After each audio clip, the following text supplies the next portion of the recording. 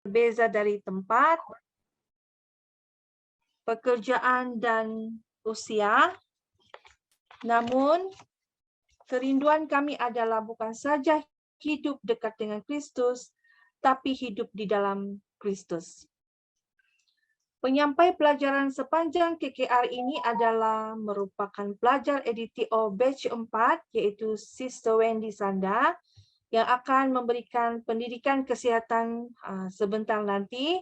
Dan yang kedua, dari batch yang pertama, yaitu Sister Nelly Asang, dari Gereja Kapa, yang akan memberikan pelajaran Alkitab kepada kita malam ini. Baiklah, bagi memulakan acara KKR pada malam ini, kita mohon pimpinan Tuhan. Dengan itu kita minta kesediaan Sister Wisi Kisil untuk doa pembuka.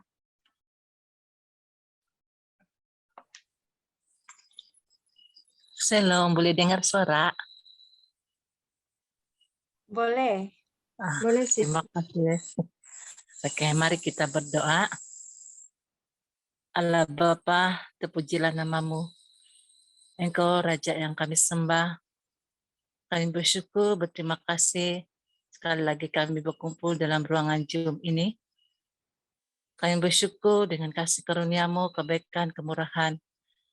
Belas kasihanmu sudah menyertai kami sepanjang hari ini, hingga diberi kekuatan untuk berkumpul sekali lagi dalam Zoom ini. Sekali lagi kami mohon Bapak, ampuni segala kesilapan, kekurangan, kelemahan kami, seperti kami saling mengampuni, terlebih kepada pelanggaran kami kepada perintah-Mu.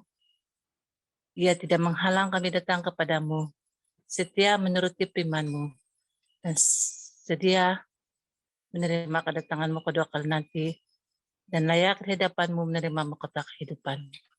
Terima kasih Bapa. Sekali lagi kami mohon Roh Kristus menjamah hati kami. Setiap ibu-ibu, para pendengar pada ruangan Zoom ini, supaya apa yang kami dengar menjadi satu berkat kekuatan kami dalam kehidupan ini. Dan kami mohon juga berkat penjagaan kepada Sis Wendy yang akan menyampai pelajaran kesehatan dan Sis Nelly yang menyampai pelajaran Alkitab.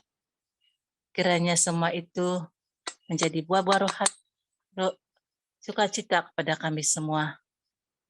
Jauhi kami daripada kosa-kosa kegelapan, kosa jahat, orang-orang jahat, penyakit kemalangan yang mengganggu kami.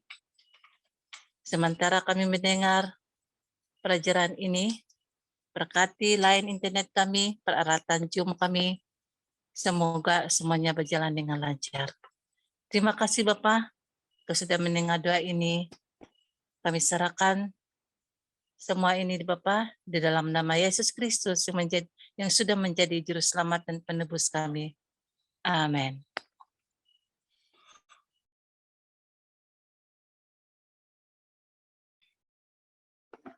Amin. Terima kasih Sister Wisi.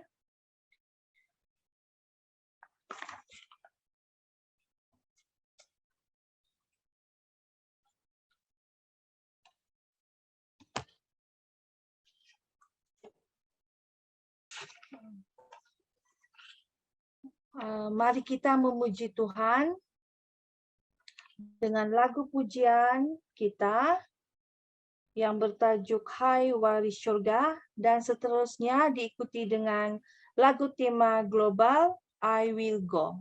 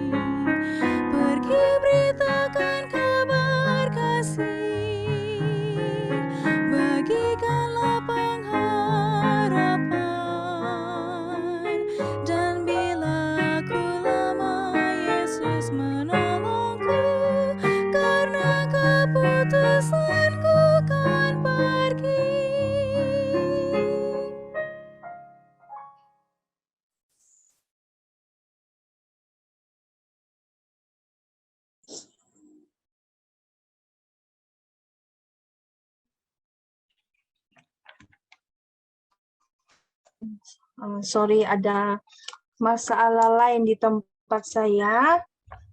Oke, sekarang sudah nyanyi I Will Go bahkan? Ya, sudah. Baik. Oke.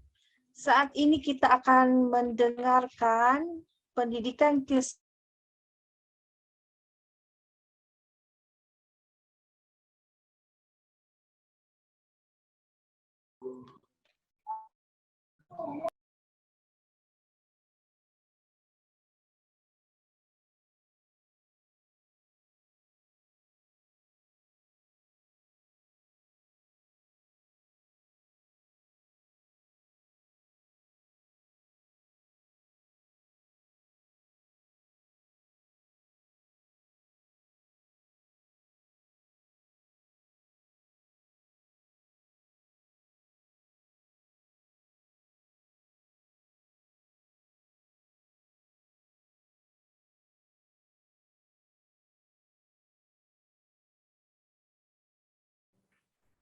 Selamat malam.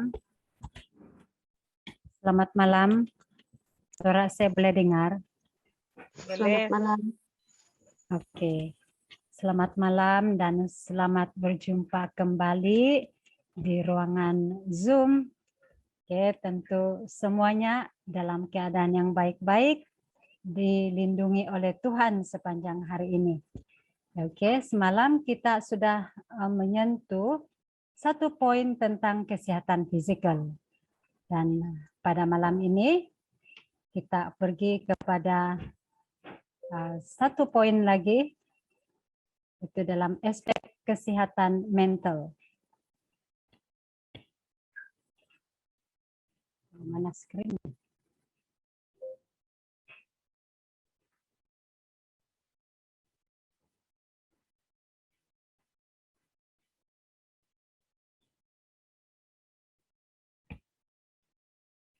Oke.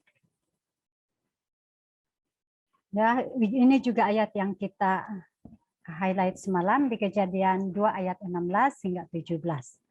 Semua pohon dalam taman ini boleh engkau makan dengan bebas. Boleh kau makan buahnya dengan bebas. Tapi pohon pengetahuan tentang yang baik dan yang jahat itu, janganlah engkau makan buahnya. Sebab pada hari engkau memakannya, pastilah engkau mati. Ya, so malam ini kita lihat kepada aspek mental ini. Ya, ada dua jenis pengetahuan yang dinyatakan di sini, yaitu baik dan jahat. Ya, firman Tuhan berkata dalam Yakobus 1 ayat 17, setiap pemberian yang baik dan setiap anugerah yang sempurna datangnya dari atas, diturunkan dari Bapa segala terang. Padanya tidak ada perubahan atau bayangan pertukaran. Jelas menyatakan bahwa semua yang baik itu datang daripada Tuhan. Oke, dan lebih daripada itu, manusia diciptakan menurut gambar atau fisikal Tuhan. Kepala, mata di depan, ya, telinga dua, tangan dua, ada badan, kaki dua, berjalan ke depan, bukan ke belakang. Ya, seperti itulah fisikal Tuhan kita. Ya, dan begitu juga dengan karakter, juga seperti Tuhan. Dalam Alfa Omega jilid 1 muka surat 37 mengatakan, ya, sifatnya selaras dengan kehendak Tuhan. Pikirannya sanggup memahami perkara-perkara ilahi. Kasihnya murni. Selera dan keinginan berada di bawah pengendalian pikiran. Ia suci, berbahagia dan menyatakan peta Tuhan dan di dalam penurutan akan kehendaknya. Wajahnya mencerminkan keadaan yang sihat dan berseri-seri oleh sinar hidup dan kebahagiaan. Ya, beginilah keadaan pikiran atau mental manusia ketika penciptaan. Semuanya sihat sempurna. Oke. Saya beri ruang sedikit lagi untuk membaca semula ayat ini. Perhatikan dan hayati ayat ini. Bagaimana keadaan mental dan pikiran kita di saat penciptaan.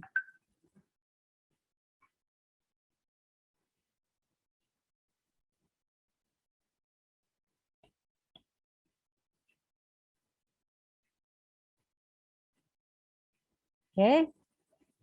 Setelah peristiwa di Kejadian pasal ayat 3, di pasal 3 berlaku, maka semuanya berubah. Pemikiran tidak lagi murni, tidak lagi suci, mempunyai pengetahuan yang baik dan jahat. Namun yang baik itu datang dari Tuhan. Dan si iblislah bapa segala kejahatan. 9 dari 10 penyakit yang diderita oleh manusia adalah berasal dari pikiran.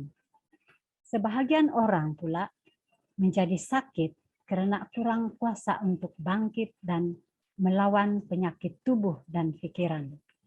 Ini dikatakan oleh Nyonya White di buku Pikiran, Karakter, dan Kepribadian, surat 79.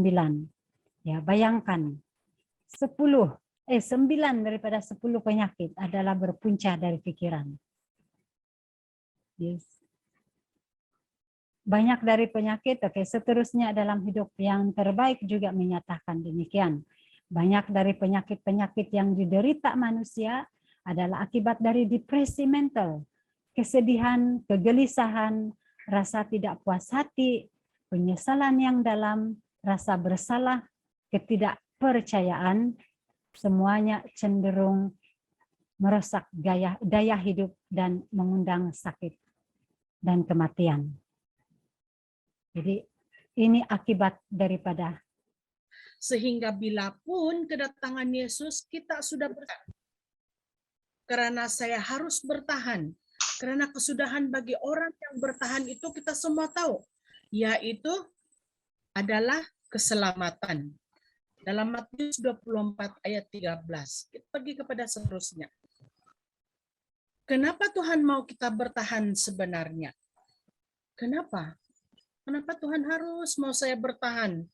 Tuhan mau saya pertahankan iman saya, pengharapan saya kepada Tuhan. Karena Allah begitu mengasihi kita. Dia tidak mau satupun umat dia tertinggal di dalam dunia ini. Tetapi seringkali saja pilihan itu ada dalam tangan kita. Sama ada kita mau memilih untuk bertahan ataupun kita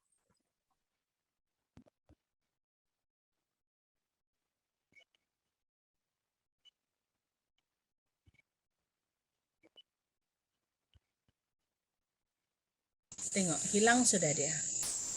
Masih ada? Sudah.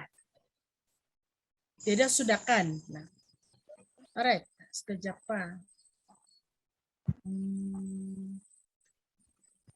Oke.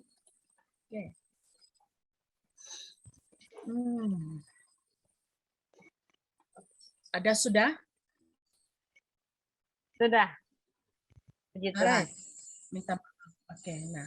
Karena Tuhan mengasihi kita, apakah kita harus berdiam diri saja, tidak memberitakan keselamatan itu karena mereka yang masih di luar sana harus mengetahui tentang rencana keselamatan yang ditawarkan oleh Tuhan, dan ini tugas kita sebagai pelayan Tuhan, di mana supaya lebih ramai anak-anak Tuhan mengetahui bahwa kedatangannya ke dalam dunia ini sudah tidak lama. Itu Tuhan sudah ingin supaya kita lihat di sini, Tuhan ingin supaya kita bertahan sampai akhir. Hanya orang yang bertahan sampai pada kesudahannya akan selamat. Perkataan ini diucapkan oleh Tuhan Yesus pada saat Dia berbicara tentang akhir zaman. Oke, Tuhan sudah katakan. Alright? Kita pergi kepada slide seterusnya. Apa arti bertahan? Kamu lihat Askar ini. Apa yang ada dalam perasaan dia sebenarnya? Apakah kalau Askar tidak takut mati? Tidak sebenarnya. Sebenarnya perasaan dia itu takut. Tetapi dia letakkan diri dia di satu posisi paling bawah, posisi yang tidak enak dan tidak nyaman. Saat kita berada dalam posisi demikian, baru bisa dikatakan kita bertahan. Jika kita berada dalam posisi yang nyaman sahaja, yang tenang sahaja, sudah semestinya apabila Yesus datang ke dunia kedua kali, kita tidak mungkin bisa bertahan sekalipun. Itu sebab letakkan diri kita di posisi yang paling bawah. Posisi yang tidak enak. Apabila kita melayani satu tembakan yang begitu banyak ke arah kita, tapi kita tetap bertahan, itu dikatakan posisi yang tidak enak dan tidak nyaman. Tuhan mau kita terus bertahan, supaya apabila kita berada dalam posisi seperti ini, kita dikatakan bertahan. Oke, menjadi seorang pelayan, banyak tantangan dia sebenarnya.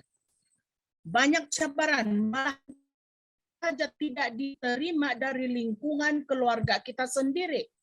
Tetapi apa kata Tuhan? Teguhkanlah hatimu. Apapun yang terjadi, kalau Tuhan sudah memilih saya dan kamu untuk melayani, tiada yang mampu untuk menghalang. Lihat, kita sendiri lihat gambar ini.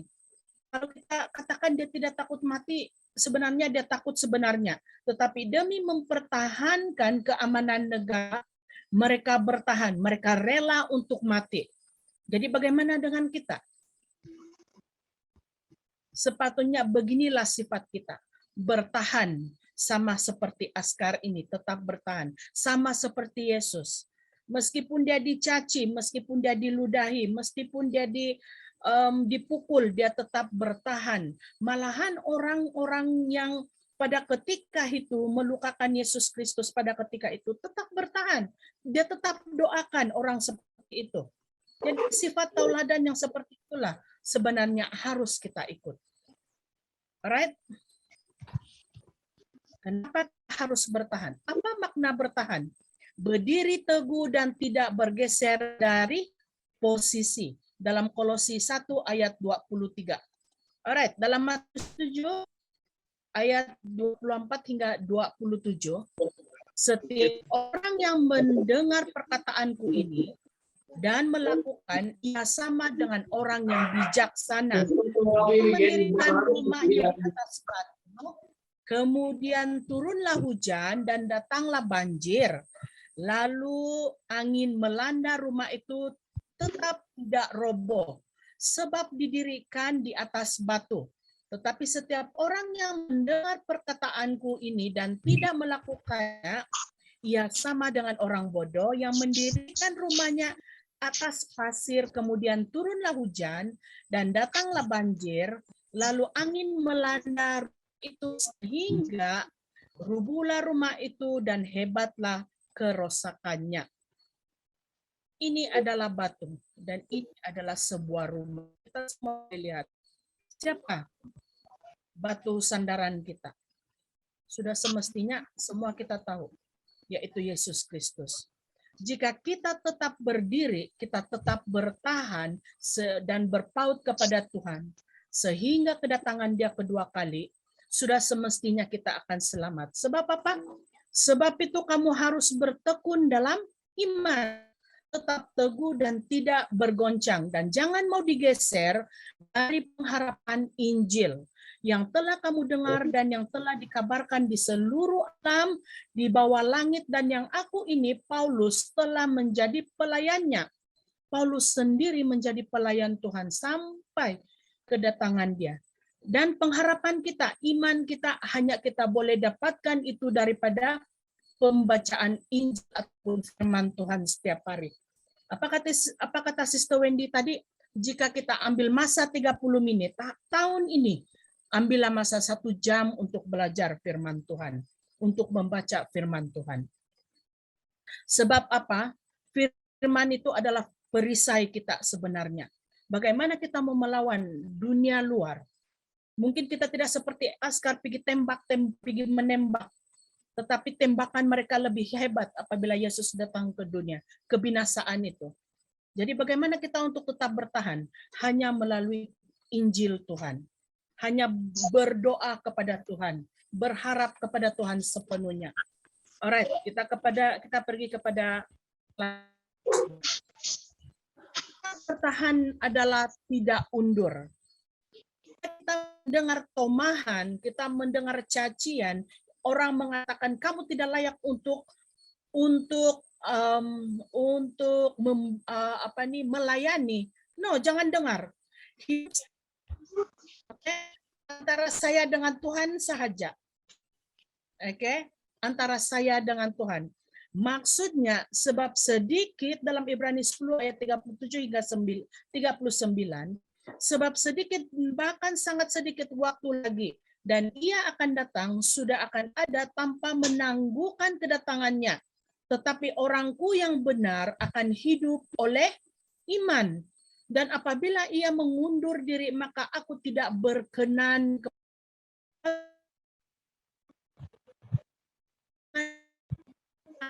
kita mengundur diri. Apa Tuhan katakan? Maka aku tidak akan berkenan kepadanya. Iman ini sebenarnya sangat penting, tahu. Sewaktu kita berada dalam keadaan yang sakit, kita perlu iman untuk bertahan kepada Tuhan.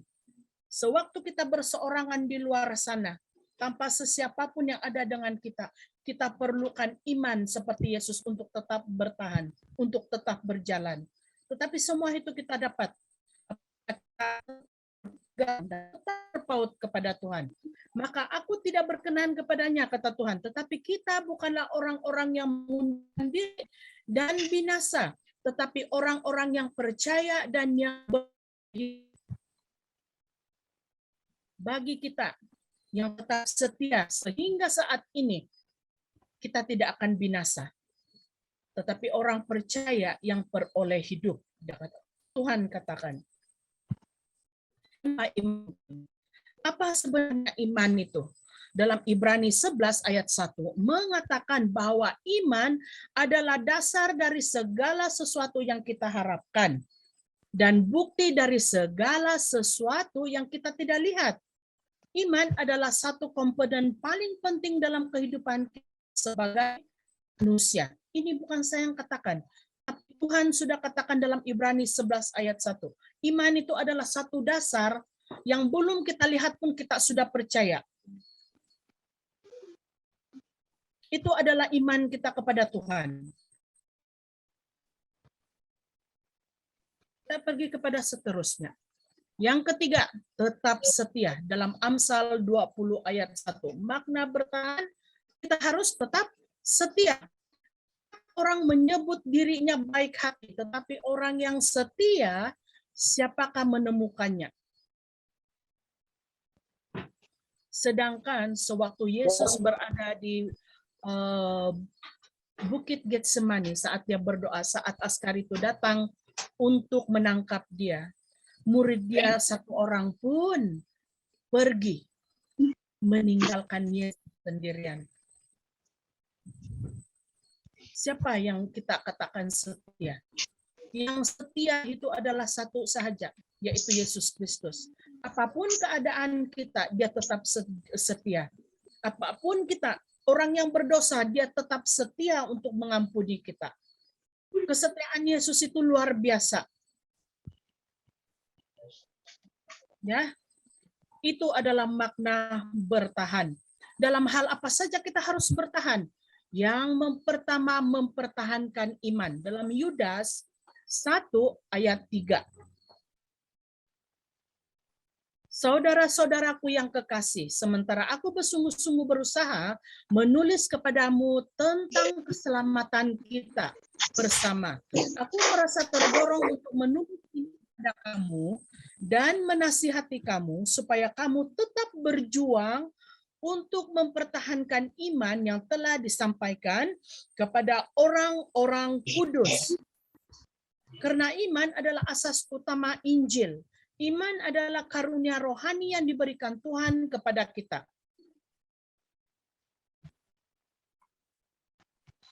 Tuhan beri kita keselamatan, tapi keselamatan itu hanya datang apabila kita meminta kepada Tuhan, yaitu iman. saja yang kita harus bertahan. Yang kedua, melawan tipu muslihat iblis. Dalam Efesus 6 ayat 11, kamu nampak ini? Dia menggunakan perisai, ada pedang dia, ada perisai dia, memakai baju seperti ini. Kenakanlah seluruh perlengkapan senjata Allah supaya kamu dapat bertahan melawan tipu muslihat iblis. Apakah kelengkapan yang Tuhan katakan? Apa yang kelengkapan yang Tuhan katakan? Oke. Ia adalah senjata yang dimaksudkan adalah firman Tuhan dan doa yang tidak pernah putus-putus. Itu adalah kita punya perlengkapan senjata Allah. Bagaimana kita mau melawan jika kita tidak pernah baca firman Tuhan? Bagaimana kita melawan godaan dalam dunia ini jika kita tidak dididik, diberitahu di dalam firman Tuhan? Tidak. Kita dididik sebab kita belajar firman Tuhan. Kita belajar firman Tuhan, betul? Dia tidak secara otomatis saja kita tahu bagaimana mau melawan godaan. Tidak. Kita tidak akan otomatis, tetapi itu tidak akan lengkap Allah, yaitu firman hidup. Firman hidup ini sangat-sangat baik untuk kita baca. Alright? Kamu lihat ini, apa yang berlaku. Kalau saya satu pun saya tidak mungkin saya dapat tarik, sudah ini kalau dia berisi. Kamu lihat, dia seorang kecil sahaja di sini. Dan dia angkat berapa tong untuk menjadi bebanan. Dalam hal apa saja kita harus bertahan? Perjuangan dan penderitaan yang berat. Dalam Ibrani 10 ayat 32. Ingatlah akan masa yang lalu. Sesudah kamu menerima terang, kamu banyak menderita oleh karena kamu bertahan dalam perjuangan yang berat. Apabila kita menang atas penderitaan dan perjuangan, ingatlah dalam Roma 11 ayat 36, sebab segala sesuatu adalah dari Dia dan oleh Dia dan kepada Dia, bagi Dialah kemuliaan sampai selama-lamanya. Dalam Roma 11 ayat 36 ini, dalam satu ayat ini berapa banyak Dia. Semua itu bebanan itu datangnya dari Dia. Oke. Kekuatan itu datangnya dari Dia. Dan kemuliaan apapun yang pelayanan yang kita buat itu, kemuliaan itu adalah hanya untuk Dia. Bukan sesiapa, bukan saya, bukan kamu, tetapi Dia. Seterusnya, kamu lihat anjing yang kecil ini berada di belakang seekor kuda yang besar. Apakah maksud ini? Dalam hal apa saja kita harus bertahan? Perjuangan dan penderitaan yang berat. Memang kita akan menderita dalam dunia ini. Dalam Imamat 25 ayat 35, apabila saudaramu jatuh miskin sehingga tidak sanggup bertahan di antaramu, maka engkau harus menyokong dia sebagai orang asing dan pendatang supaya ia dapat hidup di antaramu. Dia katakan di sini saudaramu. Siapakah saudaramu? Siapa yang dimaksudkan saudaramu? Yang paling dekat dengan kita adalah saudara-saudara kita sendiri. Alright? Yesus telah memberikan tauladan yang baik, yang penuh kasih agar kita sadarkan untuk melayani. Jika dalam lingkungan sendiri kita tidak menyatakan kasih dalam pelayanan, bagaimana kita mau melayani di luar sana? Dalam lingkungan keluarga kita sendiri, anak kita, ibu kita, kakak kita, abang kita, pun kita tidak boleh layani mereka dengan kasih. Bagaimana mungkin kita mau melayani di luar sana? Bagaimana kita mau menjadi terang kepada orang lain? Jika kita tidak ada kasih itu, sedangkan yang Tuhan tuntut itu kasihilah mereka, Tuhan katakan. Dalam 1 Timotius 5 ayat 8, tetapi jika ada seorang yang tidak memeliharakan sanak saudaranya, apalagi seisi rumahnya, orang itu murtad dan lebih buruk dari orang yang tidak beriman. Kamu lihat apa tembakan yang tuh kata-kata nasihat yang Tuhan bagikan dalam 1 Timotius 5 ayat 8. Jika kita tidak memelihara sanak saudara kita seisi rumah kita, orang itu lebih buruk, murtad dari orang yang tidak beriman, dia katakan. Jadi bukankah sangat penting kita untuk menjangkau orang yang lebih dekat dengan kita, saudara-saudara kita terlebih dahulu.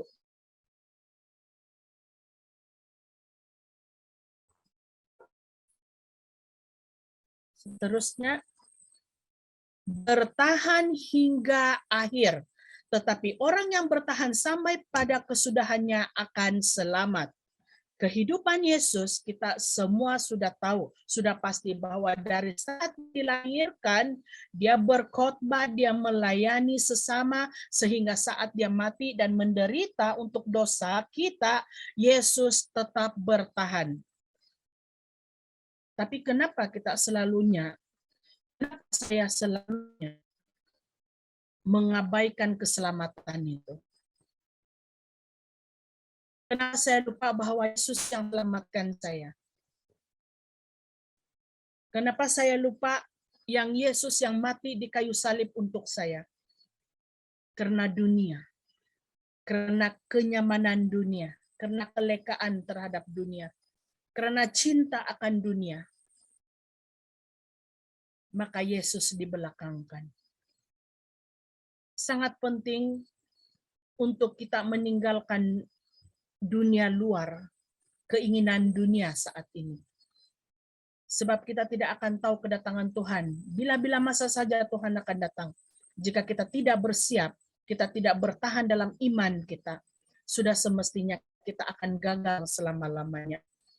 Selagi kita tidak datang kepada Tuhan dengan sepenuh hati, kita tidak apa-apa, tidak bermakna. Oke? Makna bertahan hingga akhir. Pertama, hingga kedatangan Tuhan. Dalam Yakobus 5 ayat 2, karena itu saudara-saudara, bersabarlah sampai kepada kedatangan Tuhan. Sesungguhnya petani menantikan hasil yang berharga dari tanahnya, dan ia sabar sampai telah turun hujan musim gugur dan hujan musim semi, dia katakan. Pelajaran kita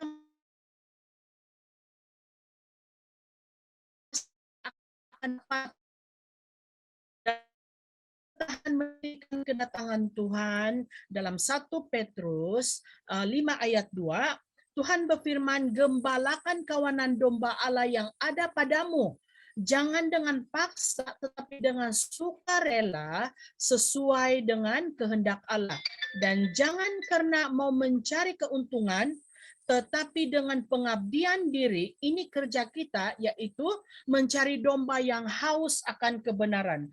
Tuhan katakan apabila kamu menua,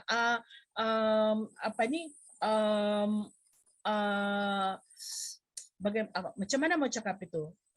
Saat kita mencocok tanam, kita harus menuaikan, ada masa menuai.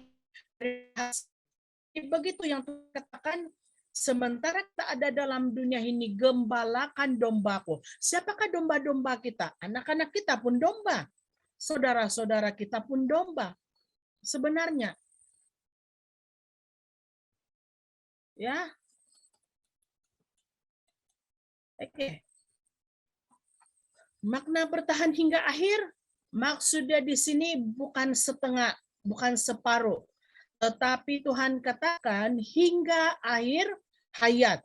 Dalam 2 Timotius 4 ayat 6 dan 7, mengenal diriku, darahku sudah mulai dicurahkan sebagai persembahan dan saat kematianku sudah dekat. Aku telah mengakhiri pertandingan yang baik. Aku telah mencapai garis akhir dan aku telah memelihara iman. Ini adalah satu penghiburan buat kita. Dalam 2 Timotius 4 ayat 4 ayat 6 dan 7.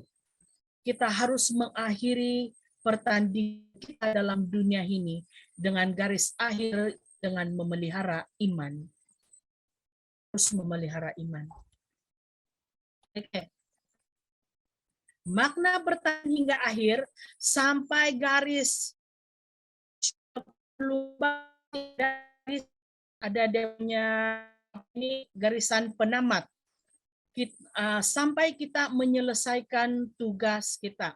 Dalam 2 Timotius 4 ayat 6-7 mengenai diriku. Ini tadi sebentar tadi yang saya baca itu.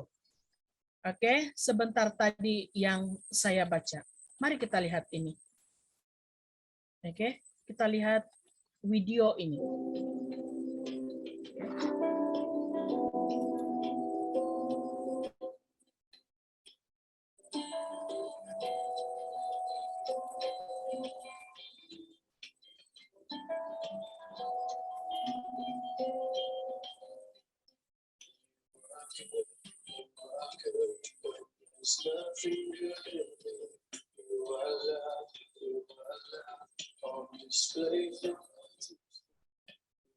Oke, nah, kamu lihat seorang wanita di sana sedang berlari menuju ke dalam satu garisan. Tetapi Hete Dorniden, oke, dia berlari dan terus berlari. Tetapi di saat di akhir-akhir garisan penamat, dia apa yang berlaku? Kamu lihat, year of training have gotten Dorniden to this moment. Dia berlari dan terus berlari untuk menuju ke garis akhir sebenarnya. Tetapi apa yang berlaku saat-saat terakhir, dia terjatuh.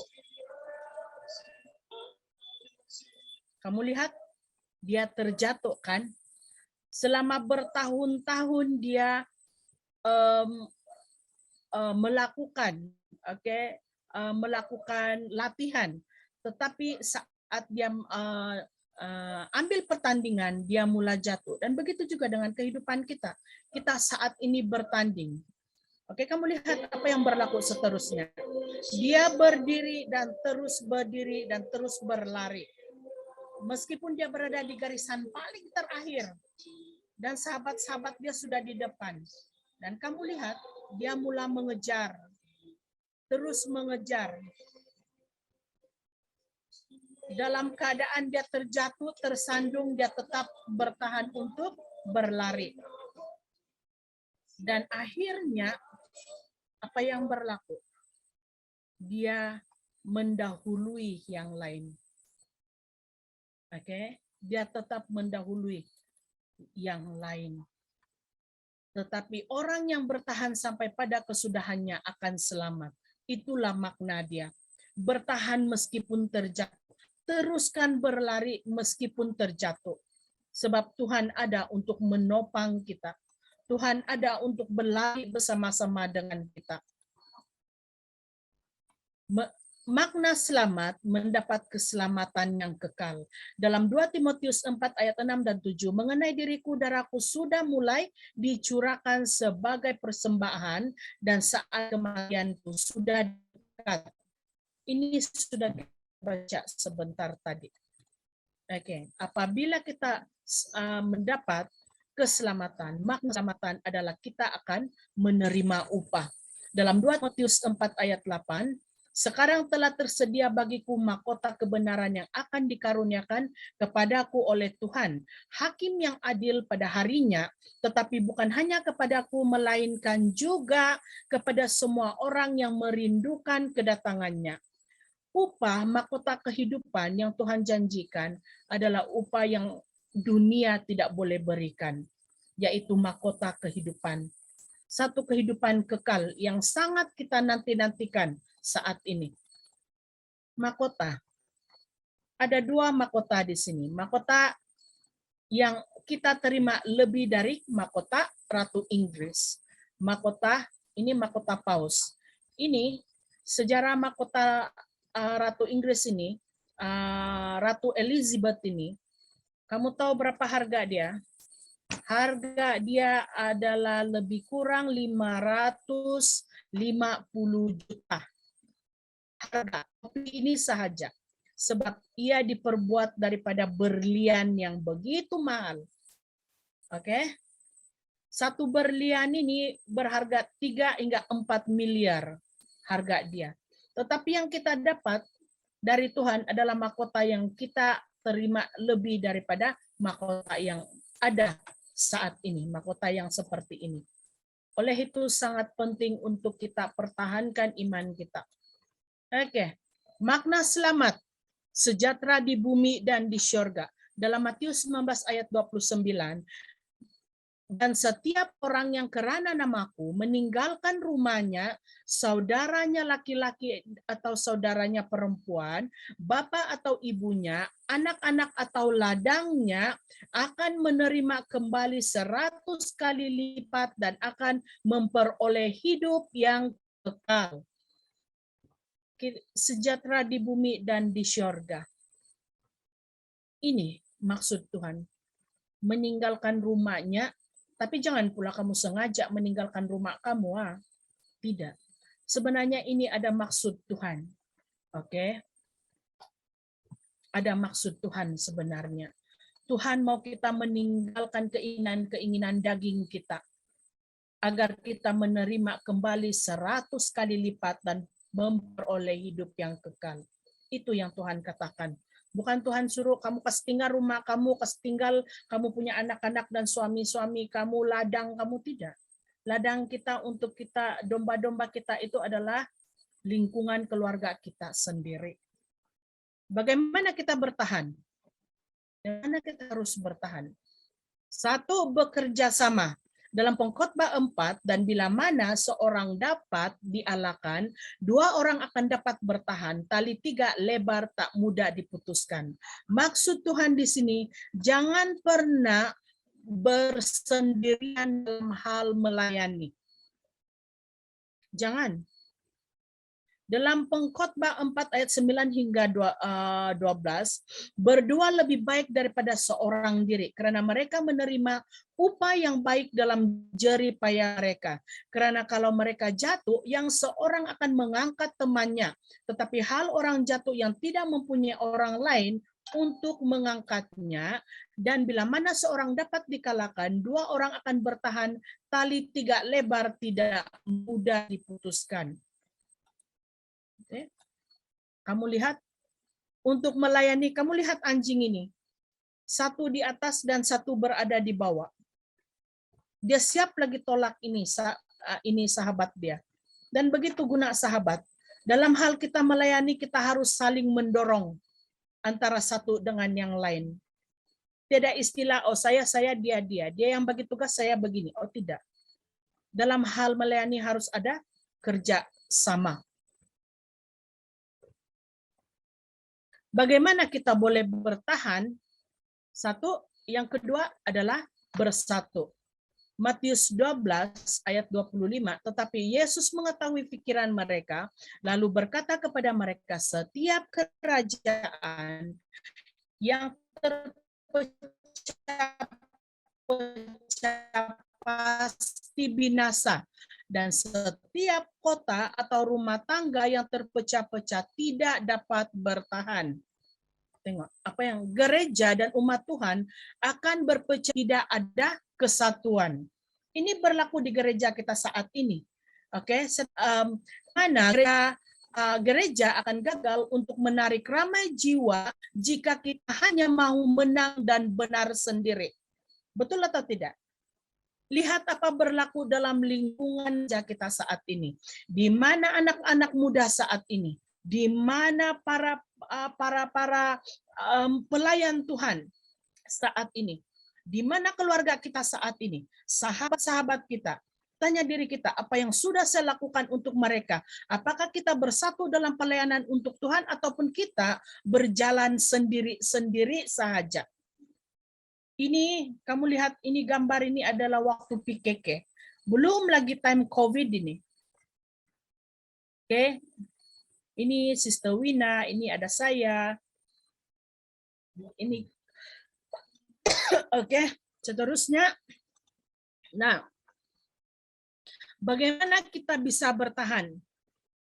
Membiarkan Roh Kudus memimpin. Sekejap ya.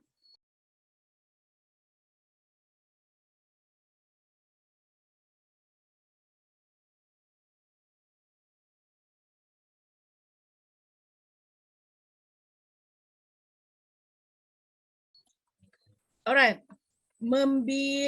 Bagaimana kita bertahan membiarkan Roh Kudus memimpin. Dalam Yohanes 14 ayat 26, tetapi penghibur yaitu Roh Kudus yang akan diutus oleh Bapa dalam namaku, dialah yang akan mengajarkan segala sesuatu kepada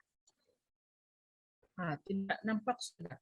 Dan akan mengingatkan kamu akan semua yang telah kukatakan kepadamu.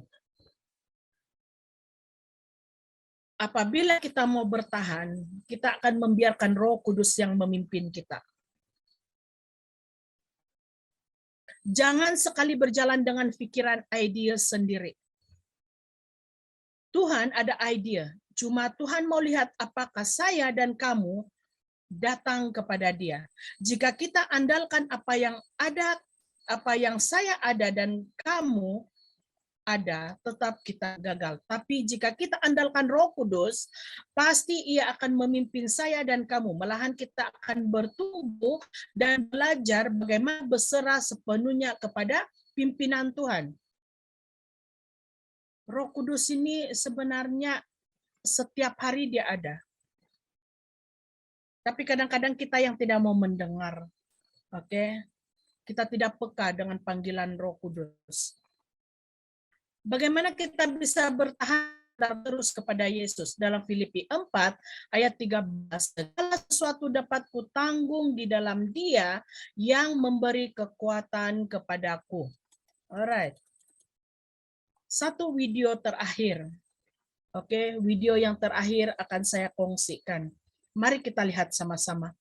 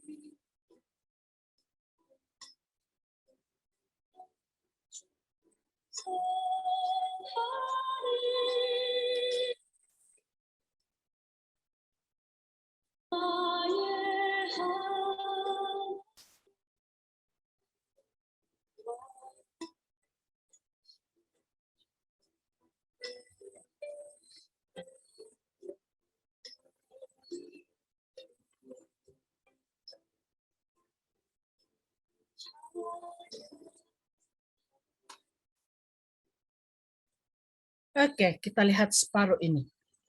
Tuhan bagi kita satu beban salib untuk kita pikul. Tuhan katakan kamu pegang ini. Tunjukkan arah itu, arah kebenaran itu kepada orang di luar sana. Dan ini adalah kita. Tuhan bagi kita salib untuk kita pikul. Dan kita melayani, betul? Dia bagi tahu arah. Mana arah yang betul? Ketika hujan badai melanda, angin ribut, kita tetap bertahan. Sambil kita menantikan kedatangan Tuhan kedua kali. Tetapi ada waktunya bila angin ribut badai itu terlalu kuat, kita melepaskan salib ini. Melepaskan sesuatu yang selama ini Tuhan mau kita lakukan. Karena lelah, karena penat. Tetapi kamu tahu apa yang berlaku? Apa yang harus kita lakukan? Mari kita lihat. Dia ingat kembali apa yang Tuhan katakan. Pegang ini, saya akan datang kembali. Dan kita terus bangun, terus berdiri. Badai begitu kuat, kita tetap kuat untuk memikul sebab ada Yesus bersama dengan kita. Kita panjatkan kembali salib itu dan kita peluk salib itu. Supaya lebih ramai orang datang kepada Yesus. Bertahan. Terduduk karena mungkin saja keluarga kita tidak mau mendengar kita. Kita sedih. Tetapi kita tetap bertahan. Kita tetap memeluk salib itu. Satu saat, apa yang ada? Lihat satu bayangan ini. Dengan tersenyum, alright, dengan muka yang begitu gembira, selama ini yang kita nanti-nantikan datang dengan mengalir mata. Yesus datang kepada kita. Ini adalah kehidupan kita. Pancaran hidup kita saat ini. Ini adalah Yesus. Apa Tuhan katakan? You must have gone through so much. Sangat banyak dia katakan. Tapi Tuhan katakan bertahan.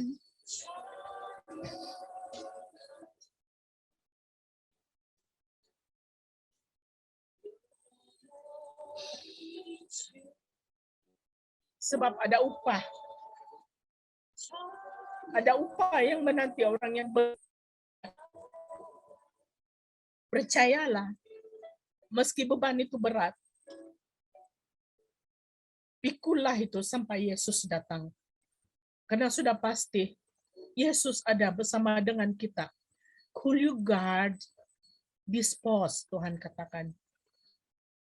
Tetaplah memegang kayu salib ini, meskipun ia terlalu berat untuk kita. Tapi bertahan, tetap bertahan. Sebab apabila kita bertahan, upah yang begitu besar menanti kita. Oke? Itu saja pelajaran yang saya boleh bawa hari ini, yang sudah Tuhan sediakan. Tuhan memberkati. Amin. Dengan pelajaran malam ini sangat-sangat diberkati.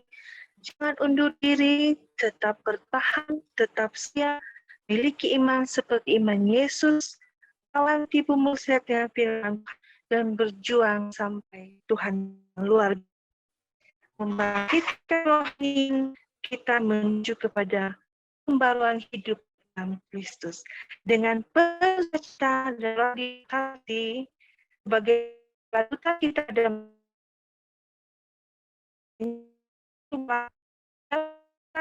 dan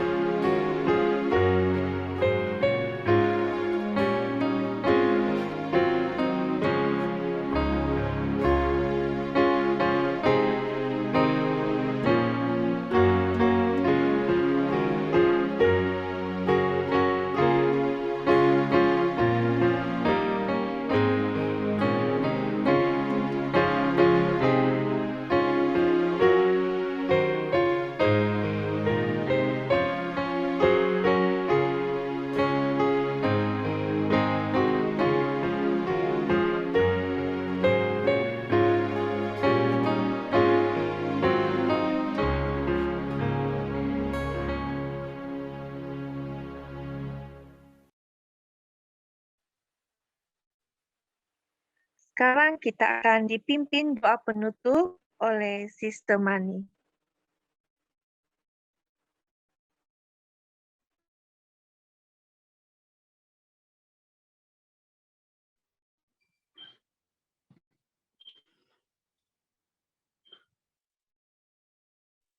Oke, mari kita berdoa. Tuhan, Bapa kami yang bertekta di dalam kerajaan surga. Kali lagi Bapa kami bersyukur karena Bapa atas pimpinan berkat Tuhan dari surga. Sehingga kami kali lagi selesai mendengarkan firman yang keluar dari perkataan-perkataan yang disampaikan oleh Sis Nelly. Terima kasih Tuhan dengan pelajaran-pelajaran yang sudah kami dengar.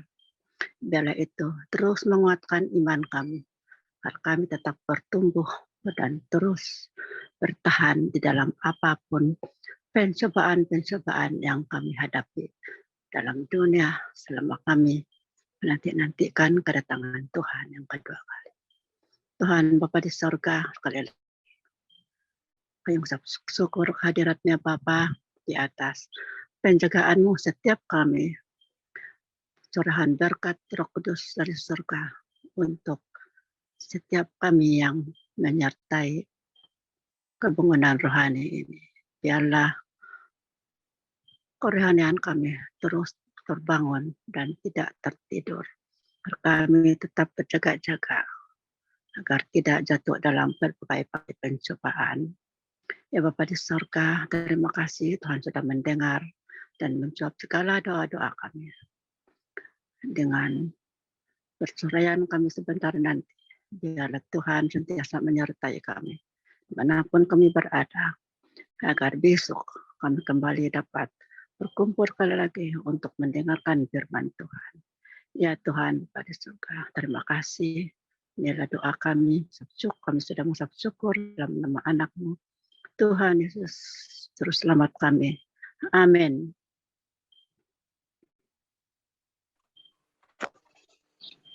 Sekali lagi terima kasih karena sudah bersama dalam acara KKR kita malam ini. Dan janganlah besok malam ada lagi, kita jumpa lagi.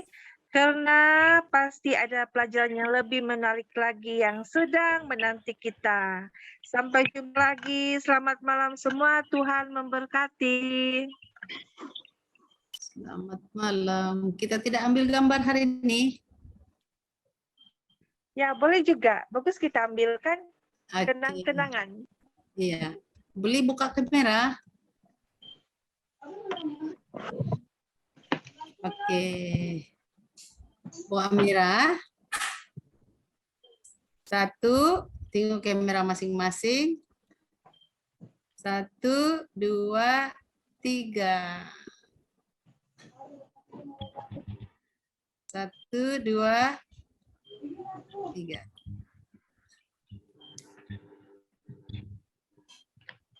Baik semua, selamat malam. Selamat malam. Bye. Selamat Malam semua. Selamat malam.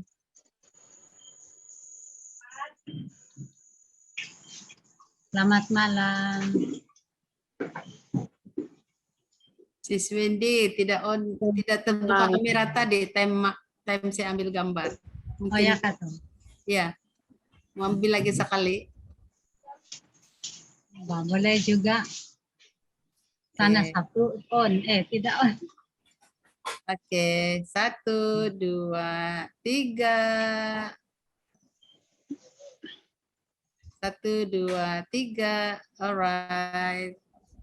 Oke, selamat malam. Terima kasih Sister Nika. Selamat malam. Malam. Terima kasih Sis Nelly. Sama-sama. Terima kasih.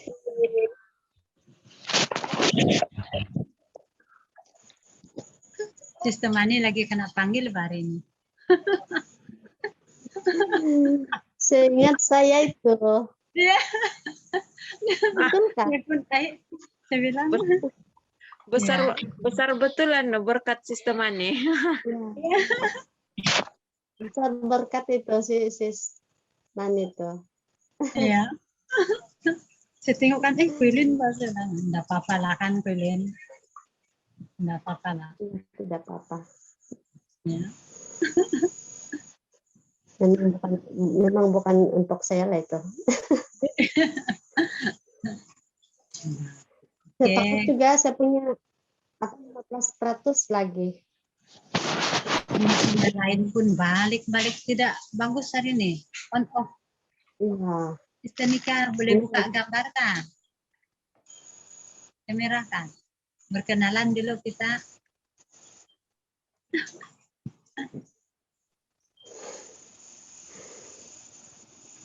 Sering bila-bila. Oke, tidak apa. Jumpa besok ya.